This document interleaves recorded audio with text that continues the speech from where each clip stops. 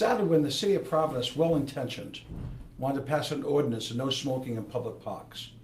And what happened in downtown, and that's where I'm based, what I saw happening is that nobody was smoking in the parks. There's a state law, you can't smoke in Kennedy Plaza at bus stops. So everybody was like in front of my building and all the other buildings along Kennedy Plaza, which are the only buildings that pay property taxes.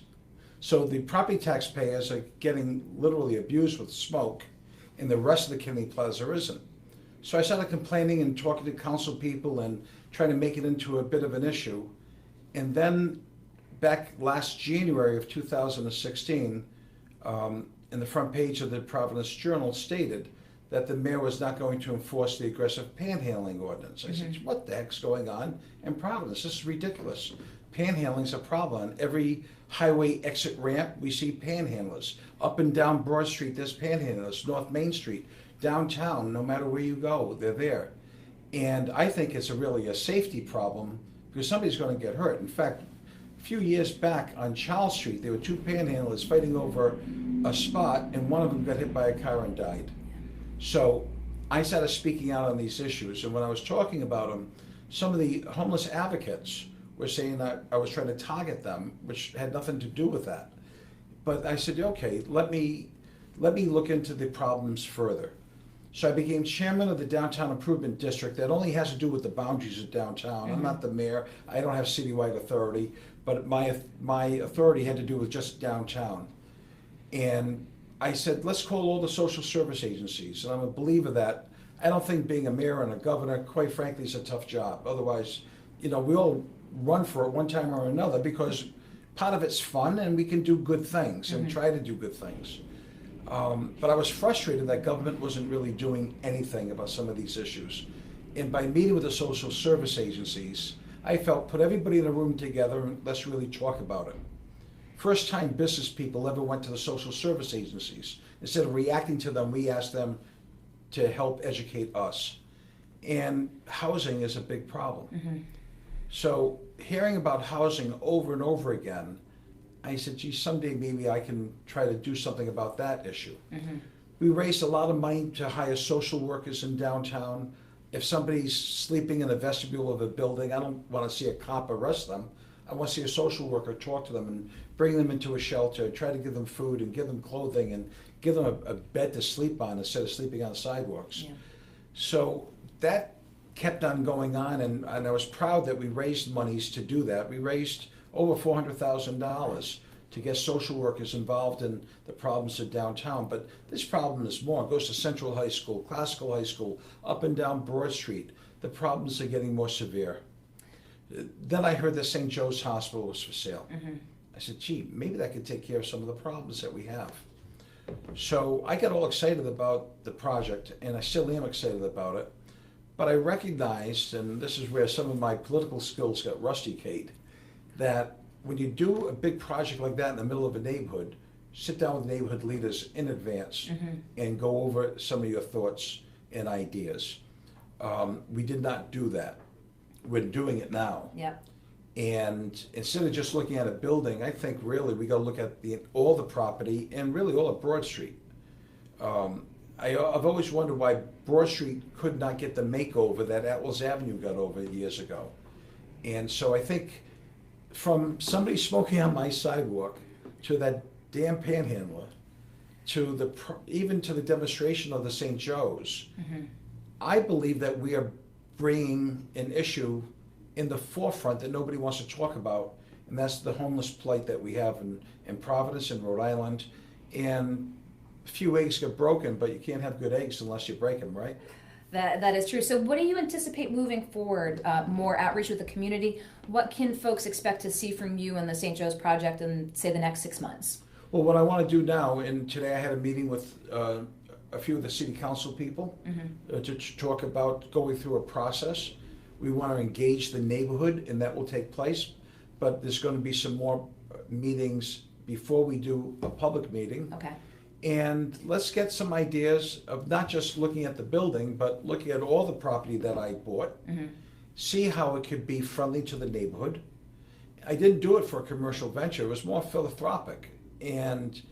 But now I'm into it more than I expected to be into it, but I want it done right, and I want to solve a social problem that we have, but I also don't want the neighborhood to feel that they're being dumped on with the social problems of Rhode Island. Mm-hmm. So they got to get involved and let me hear their voice, and let's see how we can all collaborate together. So speaking of the city, and I just had on Council President Yep. Luis Aponte, and we were talking about the mayor's state of the city last week. What, in your estimation, is the state of the city? As former mayor, how is the standing of Providence, Rhode Island right now? I don't think it's good. I mean, I've invested heavily here. I live here. I'll continue to invest here because I'm here. I mean, I'm not in New York. I'm not in Boston. I'm a Providence guy. But it's challenging. It's tough. You know, if you build let's say if you build a hotel in Providence, it costs about the same amount of money as it would to build a hotel in Boston. Mm-hmm. But you can get $400 a night for a room in Boston. Providence, you can't get more than $150 a night. Mm-hmm. So there's a tremendous inequity when it comes to comparing. That's why we don't have a lot of cranes in the sky. I think the problems of panhandling is a legitimate problem. If you bring in a company here and you're taking the exit ramp, you want panhandlers to be the official greeters of Providence? I don't think so. I think it's legitimate. The mayor and I have a disagreement on that. But he's got his beliefs, I've got my beliefs. I respect him, but I disagree with him.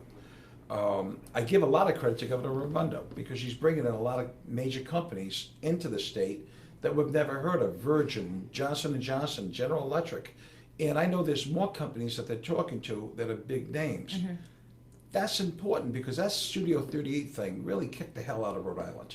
And I think it's the most damaging thing that's ever happened to economic development into the spirit of the people in Rhode Island. More than anything I've ever witnessed in my lifetime. I hope we never have to see anything like that again.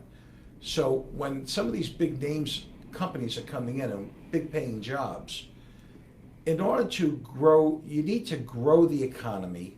And by having high paying jobs, more taxes go to the state, and the state has more dollars to do good things. But Providence does have some challenges. You got all the meters on Atwells Avenue and downtown and Wickenden Street and Thayer Street. Sometimes you got to say, we don't need all those quarters. We need people shopping and doing business there. But look, he's got a tough job. Mm-hmm. By the way, I don't think it's the toughest job in the world. I had it when I was 29 years old. But he's a smart man, and I'll always try to give him the benefit of the doubt.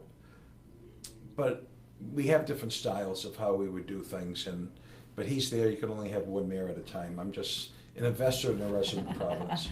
And I did ask Council President Aponte, folks have talked about the prospect of potential for bankruptcy. Alan Hassenfeld has been very outspoken on it, prominent business leader. What do you have to say when that is in the conversation with the current financial situation that Providence finds itself in? Is it a viable option? And the longer that Providence waits, is that a factor to consider as well if we're here in 2017 and the situation is different in 2 years? I think the time to have done it was years ago when Mayor Tavares became mayor, when he had that big category. The hurricane. What is Category 5? Category 5, Hurricane, yeah. whatever it was called. That was probably the time. Well, and Alan Hasselfeld and I are good friends who have talked a lot about this issue. I've changed my opinion of it. Before I thought maybe it's the way to go. But all a judge has to say is raise taxes by a couple of dollars and more millions of dollars comes in, and then you're solvent again. The pension is the big problem, and that out there needs to be worked on. But if the city goes bankrupt, all the unions and retirees are going to take a big hit on their pensions, and it's going to be paramount on them and everybody get to the table to keep on refining and reforming the pension problem that we have. Detroit went bankrupt, and now they're going through a great renaissance, but a building that was probably valued at, I don't know, $10 million, today is probably valued at $1 million. And bankruptcy brought the value down, and then people from out of state came in and bought all that property at cheap money and then fixing it up. Mm-hmm. More than anything else, we need to grow the tax base of Providence. And I think by changing tax laws, getting the car tax off, getting rid of the tangible tax, trying to get alternative revenues into the city, is what we need to show that we're business friendly and we want businesses to come in. Boston's got cranes on every street corner. I don't see that in Providence, and that's what's frustrating. And I have a large investment with some of the buildings we have in downtown.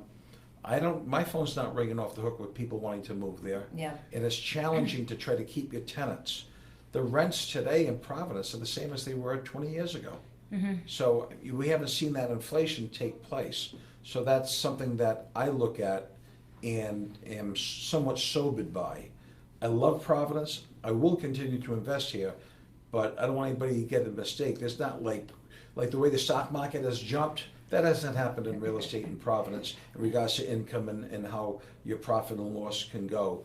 You're marginally, hopefully if I'm ahead, I'm happy. But I know I'm not going to get that great jump. But I'm not leaving Providence. This is my town. You are here to stay. Now, hindsight's 2020. Looking back to when you were mayor, do you ever have a thought of what would I have done differently? All the time, every day. If I drive over a pothole, or if I see something silly in the newspaper, I say, well, I would have done it this way or that way. But I'm not there, and I don't have all the information that the mayor has. But we had our time. Now it's his time. And after him, there'll be other people to have their time. But I think we showed some vision when we worked, and my administration kind of paralleled a little bit with Buddy Cianci's, because there were so many projects I started and he finished, or he started and I finished. Yep. And when I drive through the city, I say, gee, if that shopping mall, if I wasn't involved, that wouldn't be here today, and the rivers and the convention center.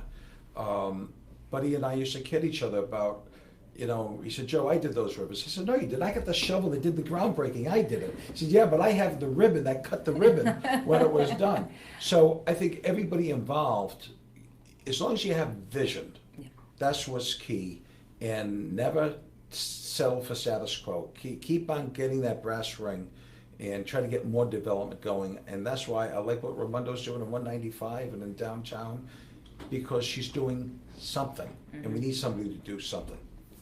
So you came in as I was talking with Council President Luis Aponte. You might have heard that we end each segment with a trivia question. Now, well, actually, we'll have to show folks what this trivia game is. It's called, I believe, Road Trip, and it might be the pun on road, of course. Okay. And it's a little trivia game that you can move around the state by answering these trivia questions.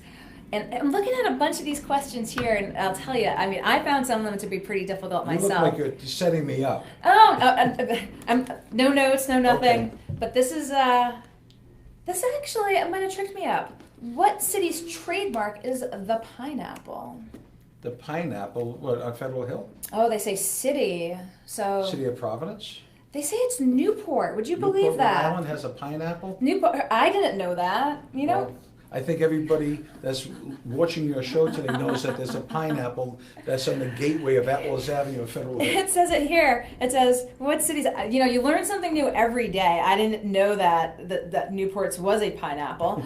Quick question before you go. There's been talk with Federal Hill and, trying to boost tourism of calling it Federal Hill's Little Italy. I think that's a good idea. Yeah. Back in 75, when Cianci became mayor, as a very young mayor, he targeted that street and wanted Federal Hill to become a place of destination. It's been extremely successful of that. And the business people talking about making it a Little Italy, we in Rhode Island all know Federal Hill is Little Italy. But if you're coming in from out of state, you may not know that. So anything to help bring more tourism and make it more of a place of destination, I think is good. But we got, the beautiful hills, if it's College Hill, if it's Silver Lake, if it's Smith Hill, if it's Federal Hill, whatever. Having little places of destination, bringing in new people, I think is so important. Well, appreciate getting to pick your brain a little bit on issues. I'm sure we'll talk moving forward. I don't like those trivia things. We'll keep that in consideration. Okay. Hey, good. Okay. Good luck to you. Thanks for coming in today. Thank you. Right. Appreciate your coming in.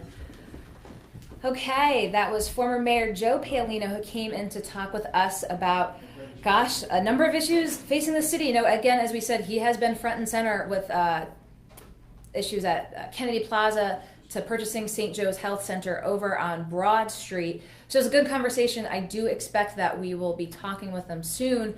Again, looking outside here, looking to see if any snowflakes are coming, but Apparently not till tonight. Again, no school in Providence tomorrow, and parking ban starting at 2 a.m. So we're going to move outside of Providence a little bit. For the next segment, I would like to welcome Warwick Mayor Scott Avedisian, who I appreciate coming all the way in today before the snow. Come on over here and take a step up on the mark. Appreciate your coming in. My pleasure. Well, we had the opportunity to talk not too long ago. Reached out, we've been talking a lot about city politics, but being a Republican, do want to talk about national politics. Sure. And we did reach out to you, obviously, the Trump administration to date. The thing that we had spoken about was the immigration order that he had put forth. And one of the things I did want to ask you about as well that we had talked about in the news this week, this ability for